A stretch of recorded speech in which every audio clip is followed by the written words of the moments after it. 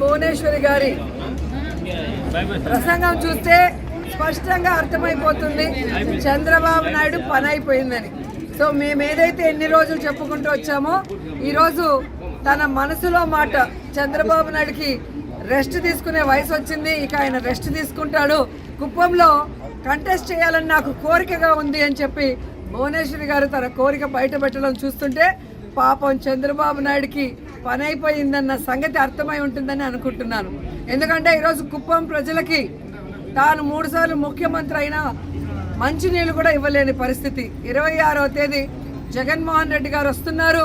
కుప్పం చిరకాల కోరిక అయిన మరి హంద్రీ నివా ద్వారా ఏ విధంగా నీళ్లు ఇవ్వబోతున్నారో కళ్ళారా చూడబోతున్నారు.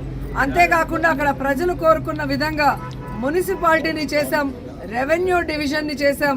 ఈరోజు మీరు చూస్తే ప్రతి కుటుంబానికి సంక్షేమాన్ని అందిస్తూ ఈరోజు ప్రతి ప్రాంతాన్ని కూడా కుప్పంలో అభివృద్ధిని చేస్తుంటే ఇక చంద్రబాబు నాయుడు పని అయిపోయింది, ఇక్కడ ఆయన కూడా గెలిచే పరిస్థితి లేదు అనేది వాళ్ళకి అర్థమైంది. కాబట్టే తెలివిగా మా ఆయన రెస్ట్ తీసుకోవాలి, నేను కంటెస్ట్ చేస్తానని భువనేశ్వరి గారు చెప్పడం చూస్తుంటే అందరూ కూడా నవ్వుకుంటున్నారు. పోనీ ఇప్పటికైనా ఆమెకు అర్థమైందని.